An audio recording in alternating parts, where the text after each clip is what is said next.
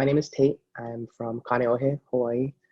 Grew up in Hawaii my whole life. I graduated from Kamehameha Schools, Kapalama.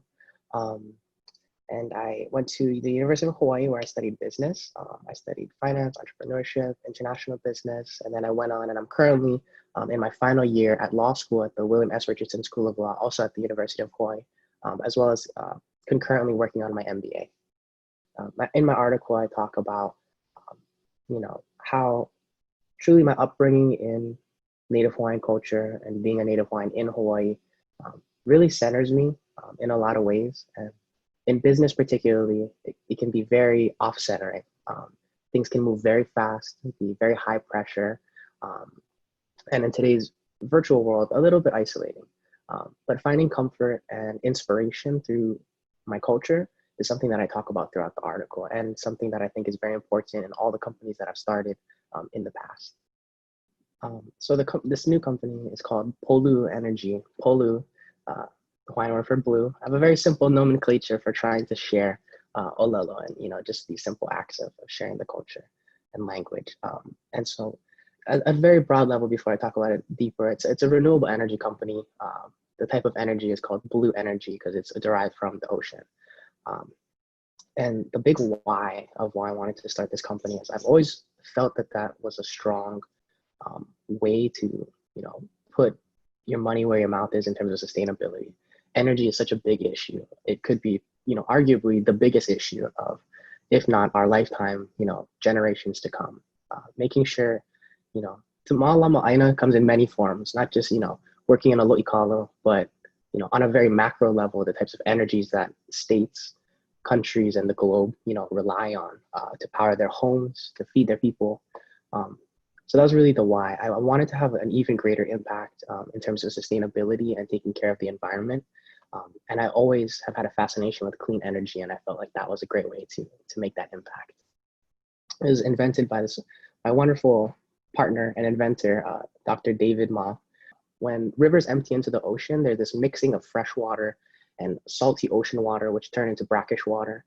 And this mixing of the different salt concentrations result in these ions moving and an increase, a very substantial increase in electrochemical potential energy. The fact that we can take that electrochemical potential energy with David's electrode, and when it's exposed and turned into exposed to a certain process for electricity generation, it turns it directly into electricity. So no turbines, no mechanical energy, just straight pure electricity, and no byproducts, which is a great effect.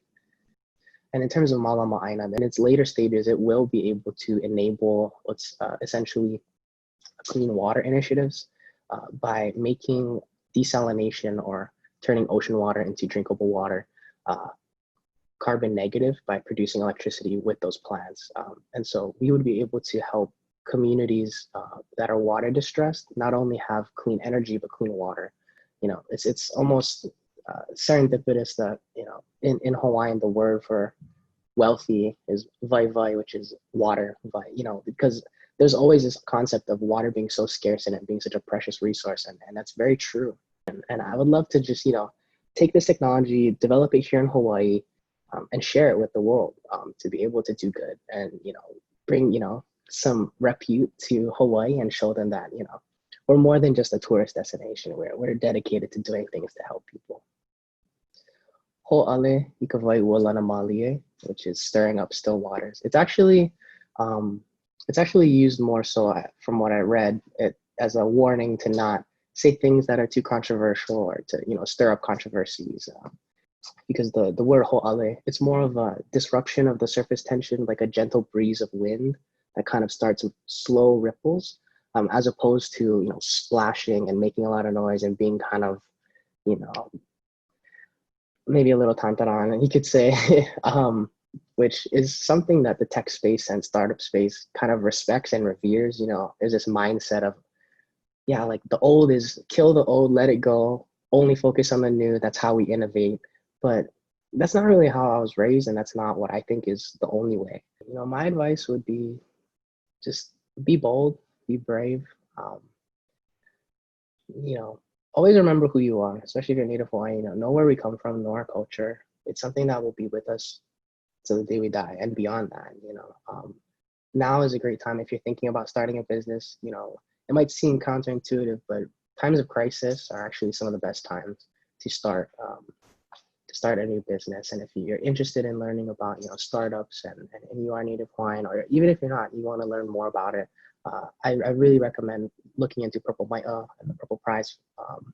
They've been an amazing resource in helping us develop and imbue even more of our Hawaiian culture into our companies and keep us rooted in that sense. I think they do a really great job. And I'll definitely, you know, promote them to anyone who's curious about learning the startup process.